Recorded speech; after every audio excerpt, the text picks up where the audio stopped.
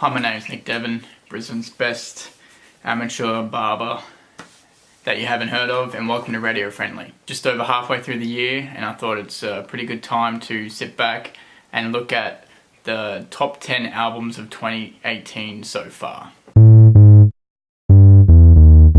So coming in at number 10 is Arctic Monkeys' latest album, Tranquility Base, Hotel and Casino. I didn't think I would enjoy this album as much, though I was very keen. And I liked how there were no singles in the lead up. It was all very mysterious. It was a brand new direction for the band, and it's a bold direction. Arctic Monkeys ditched the big stadium chanting choruses and loud, fuzzy, Josh Homme inspired guitar solos for a more laid back, piano driven, loungy, jazzy style, and as well as this, Alex Turner's elevated songwriting compared to his past couple albums, specifically AM. So no longer do we have these lyrics about going out in the town and partying, which made their first album so great. Instead, they're very cryptic, riddled with science fiction, and quite mysterious, and it takes a lot to sort of decipher what Turner's actually saying. Though there are moments on the album that do annoy me. Turner's sort of over-articulation and his sort of cool guy demeanour starts to get annoying. And I do enjoy the very spacey, David Bowie-esque instrumentation. The instrumentation is the highlight of this album. Like I said, I didn't expect to enjoy this album as much, but it's something that I found myself coming back to. Certainly not the best album so far, but it is a surprising highlight of the year for me. Everything Is Fine is a collaborative hip-hop album between Grae and Quelle, and it's a very extremely experimental hip-hop album, specifically very bleak beats coming through, minimal instrumentation, lyrics, and the flow is really what cements this album as such a good listen. I find that this album flows very well, specifically for a hip-hop album, and it's one of those albums that I need to listen to from start to finish. I can't really jump in halfway with this one because the tone of the album is set right from the get-go, and that sort of helps as each song sort of adds onto this bleak, sort of melancholy feel. It's not full of bangers, it's not a banger-ridden album. Instead, it's, once again, very bleak, minimal, but that leaves a lot of room for both Grae and Quelle's smart lyricism to shine through. And it's about halfway through the album where it really kicks into the next gear, and these songs become really engaging. And it's sort of, the first half of the album is quite good, but that's the work you need to listen to for the latter half of the album to be so enjoyable. That's why I think it's one of those albums from start to finish, fantastic. And it's a real surprisingly smart hip-hop album. Number 8 is Iceage's Beyondless. Really keen for this album, mainly in the lead up because of their single Painkiller, and it's easily one of my favourite singles of the year. It'll be in my top 10 at the end of the year, I know for a fact. Iceage bring their sort of Danish post-punk vibe into this album, real heavy. It's almost as if this is exactly what you'd expect Joy Division to sound like in 2018. There's very distant, tinny drums that linger in the background like it's coming straight out of She's Lost Control. Iceage delivers some really diverse instrumentation here. You've got horns, so really lush string sections playing behind these real droney post-punk guitars. You've got post-punk Americana in there, and of course this European sort of goth vibe that they bring. Frontman Elias Bender Ronenfeld, I hope that's correct, he has this real raw drawl, and it's full of energy from start to finish for all those tracks, and it's very engaging. At times it can be quite depressing too. This is post-punk, but he's very energetic in his performance, and that's sort of one of the features that I like so much about this band. Songs like Under the Sun, Plead the Fifth, and Take It All, they're very bleak, but they still show signs of beauty in there, whether it's the sort of introduction to these royal horn melodies that play through all this, the lavish string sections that the band incorporate. even though not every song is this rocky sort of post-punk anthem, you've got some really beautiful moments in the bleaker tracks. And number 7 is DJ Koze's Knock Knock. Now this only just came out the other month, but it has been something that has surprised me. I have not been able to stop listening to it. DJ Koze is a German DJ music producer, and on Knock Knock he has been able to blend different sounds and textures and genres into this cohesive sort of tapestry of genres and rich electronic music. It's only been out for a short while, but I can already sort of compare it to The Avalanche's Since I Left You. It's that kind of album, the way that DJ Koze mixes his samples and sounds, and it's something that you listen to each time you get something new. You might hear a different soulful sample or something ripped out of a vinyl from the 60s. It's something that rewards you from multiple listens. As well as that, it's just catchy as hell. The melodies, even though there's a lot of weird sounds and sort of timbres and textures that DJ Koze experiments with, there's this real underlying, this pop sensibility in the music itself, and that's sort of what keeps you coming back for more, and that pushes through sort of the weirdness, is this real pop hook. It's a very engaging and addictive electronic music album. It's probably the best electronic album of the year. I'm saying that 6 months into the year, but I don't think much could beat this. There's a strong house vibe to it, house music vibe. Gives it its real dance appeal amongst the pop melodies. But it is very experimental in that vein too, with these awkward and different sounds that you might hear. You hear that immediately on the first song. Songs like Pick Up, which sounds like it could sit on an Avalanche's album. It's real funky, dancey, but kind of weird with the samples. It's an album to explore, and it's perfect if you just want to have it in the background while you're doing something, or if you really want to listen intently to find those nuances. Number 6 is Sleep's The Sciences. This is some heavy shit. This is stoner metal at its finest, and I didn't think I would get an album like this in 2018, let alone enjoy this album as much as I have. Sleep's album in over 15 years. Their last album before this, Dope Smoker, came out in 2003. Even though it is still the same sort of stoner metal that they perfected back in the 90s and early 2000s. Sleep's production is on another level here. It's much more crisp, even though you've got the sort of psychedelic buzzed droning guitar lines. You still have this really rich, crisp production, whether it's on the drums or the guitars or the vocals, compared to Dope Smoker, where Dope Smoker was very raw. This feels much more refined. It's hypnotic and its psychedelic melodies. They just roll on after another, these riffs, and they start to meld between each other. The songs sort of meld together. So a lot of people might think that that's a bad thing, but when you put this thing on, and it's not like a headbanger, it's something that you just drift side to side listening to. It's incredible. It becomes addictive with the crashing cymbals and the droning guitar lines that sort of duel each other, and it feels like the guitars very much take control of this album, and the drums are just waiting to hit the cymbals, or the crashing, waiting for the next line to come on in the riff, as if the guitars don't want to go to the next bar. It becomes this psychedelic, this hypnotizing experience. Number 5 is Lil Yachty's Lil Boat 2. This is another album that I just keep finding myself coming back to. The sequel to Lil Yachty's first album, Lil Boat, it is a lot better than his second album, Teenage Emotions. This does feel like the spiritual successor to Lil Boat. It is named Lil Boat 2, but it's just a new level of refinement for Yachty. And that says, I mean, you take that with a grain of salt. You either like Yachty or you don't, or you like trap music or you don't. But I think this is probably one of the best trap albums in a long time, and definitely the best trap album of the year. Yachty's melodies is just joyous. It just makes me happy.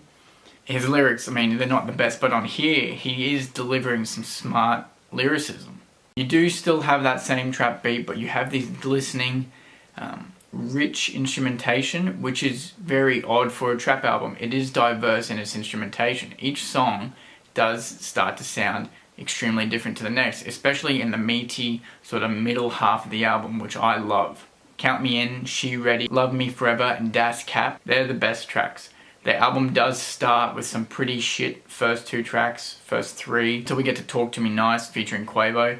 And that's where the album really does shine. As soon as it starts there, that should have been the starting point of the album. It does almost overstay its welcome. It is very long compared to some of these other albums that I have on the list. I do feel like this is a no filler crap album, especially for Yachty, whose Teenage Emotions album was pretty much filler. Yachty's shown a sort of a maturity in his music, as well as his experimental side, showcasing diverse instrumentation in a trap album. I think it's one of the best albums of the year. But I do love Yachty. Number 4 is Young Father's Cocoa Sugar. I had never listened to Young Fathers beforehand. A couple singles I'd heard, but I didn't realise they were Young Fathers. They're a Scottish 3-piece sort of experimental pop group. They blend genres and styles and different styles of music very well. So they have that core pop sound, but they blend in elements of R&B, funk, electronic music, hip hop. The 3 blokes in the band put on a very soulful, energetic performance from start to finish in Cocoa Sugar. This is displayed perfectly on songs like Wow and the second last song, Toy. Both fantastic songs. Both of those songs utilize the electronic production, and that you can tell that these 3 guys are sort of very much playing off of each other. It would be great to see this sort of stuff live. The single that sort of led into this album, In My View, that's a really catchy single. Probably another one that'll end up in my top 10 singles of 2018. There's some delicate vocal lines against this deep, distorted beats. Similar to DJ Koze's Knock Knock, Young Fathers use that core pop sensibility, and they are able to cement themselves in that, and then play with some experimental sounds. They explore these new sounds and different textures in their music, and that sort of allows them to steer a bit further away from the genre. It all pays off in the end though. It's a very smart pop album, one of my favourite pop albums of the year. This is what we're starting to see with pop, where it started to become very bland and generic. These bands use pop, but also start to experiment with different styles of music, but still bring it under some catchy pop hooks. Very smart album, very catchy, emotional, soulful, great performances. It's a fantastic album. Number 3, we have Pusha T's Daytona. Once again, this album only just came out just over a month ago, but it's also another album that I have not been able to stop listening to. It is my favourite hip hop album so far, but I also don't see anything knocking this from the top. It's a tight 7-track album, and it's masterfully produced by Kanye West. There's nowhere to hide in these 7 tracks, and it's that formula that Kanye's showcased through the month of June. A lot of people like the Cudi album, but I think Daytona is the best Kanye produced album of this year. Within these 7 core tracks, there's nowhere to hide. Each song Pusha T needs to hit, needs to land, and he does. There's no filler shit. I feel like when Pusha sort of brought this album to Kanye to ask him to produce, he's thrown out all that filler shit, and he's left us with the best 7 tracks. And Kanye's production has never sounded as good as this, in my opinion.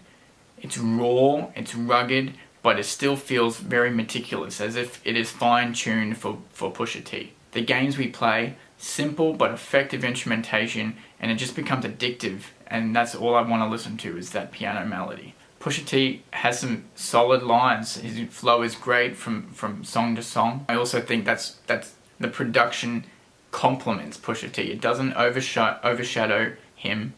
Kanye's production isn't the star of the show. It's complementing Pusha T, which I think makes the production even better. It is tailor suited for Pusha. Come Back Baby is one of the best songs on the album. The beat switch in there between the soulful sample and then the real distorted deep bass The beat switch is so unexpected, but it just works so well. It's very smart, simple, but so effective. I do think if I had to pick the weakest song, it would be What Would Meek Do, the song featuring Kanye. I do feel it's the weakest. I'm having to struggle to choose that out of the worst of these 7 tracks, but I do think it is the weakest. Infrared is another great track, a really addictive instrumentation there. It does shine, but it also it sits very far back, and that allows Pusha T to sort of command the show, which I think Kanye is very good at producing this. He'll produce something that's smart and works for the artist, but it doesn't overshine. It allows Pusha T to stand front and center and deliver some of the best lines on the album itself. Infrared is another standout track. Would it be as good without Kanye's production? Probably not, but it doesn't overshine, and I think it's a fantastic album. Number 2, we have the Brian Jonestown Massacre's Something Else. Now, I haven't seen many reviews for this online anywhere, specifically no video reviews. It's like no one wants to listen to this band anymore, but Jesus fucking Christ, this album is fantastic. This is another May release, and it's between a handful of these albums, they've just been on repeat non-stop for this past month. The Brian Jonestown Massacre, led by Anton Newcomb, have created another fantastic album. It's the classic BJM that we know of. We have the simple chords, the simple melodies, the simple drum beats with an addictive psychedelic flair to it. Anton has stated he's taken inspiration from his earlier albums from Brian Jonestown Massacre, but they took inspiration from the 60s and the 70s albums. So you can see that we're getting a real strong throwback to the core sound that he helped develop from the 90s. We have some real hollow organs that sort of hang underneath the instrumentation. Tambourine shakes back and forth just like we've come to expect from this band. And then of course we have Newcomb's simple guitar riffs that just repeat endlessly, completely mesmerizing me. Skin and Bone is another great track off this album. It has a very lively performance and a very energetic guitar solo. I feel like this might be like the Daytona of rock albums for 2018. The tight 9 tracks, it's less than 40 minutes long. It's one of 2 albums out of my list that as soon as it finishes I want to put it on repeat again and just hear those endlessly repetitive guitar riffs. It just mesmerizes me. Anton Newcomb knows how to do his shit, and he does it well, and I want more of it. And now what I think is the best album out of 2018 so far is Parquet Court's Wide Awake. Another May album. May was a fantastic month this year, and this is that other album that as soon as it's over, I want to listen to it again. Parquet Courts, they mix punk, post-punk, funk, rock, Americana into this energetic, lively performance from start to finish. The album flows impeccably with very smart instrumentation and smart lyrics that all sort of fit as the album progresses. It feels like a very Talking Heads inspired album with the blending of genres. Opening track Total Football is like listening to some old school punk with the lead vocalist A Savage just yelling ferociously into the mic. It has very smart and consistently smart lyrics from song to song. Bassline in Total Football is fantastic. The instrumentation through this album is great. Though there is consistency with the album, each song sounds different, as if they've taken a different genre and just add a little post-punk flair to it. But as a whole album, it still works harmoniously. I still haven't figured out how Parquet Court's been able to do this. Each song sounds a little different to the last, but it all works so well. 1 minute they sound like Devo on the incredible 2-part song, Almost Had to Start a Fight and In and Out of Patience, and then the next minute they're playing some old school Leonard Skinner style vibes with Freebird 2.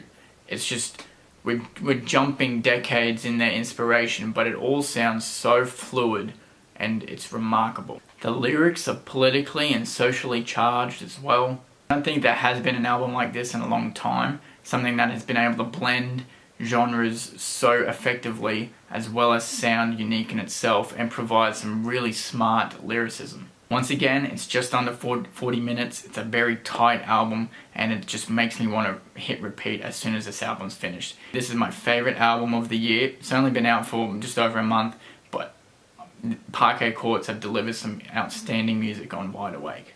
And there we have it. Radio Friendly's top 10 albums of 2018 so far.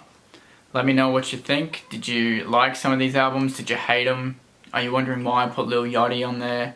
Do you think I overhyped Brian's Jonestown Massacre so much and I'm just a fanboy? Do you think Parquet Courts are shit? No, they're not. So yeah, let me know what you think in the comments, and like, subscribe, do all that bullshit. Follow me on Facebook and Instagram at radiofriendly_AU, and tell your friends. Cheers. Cold.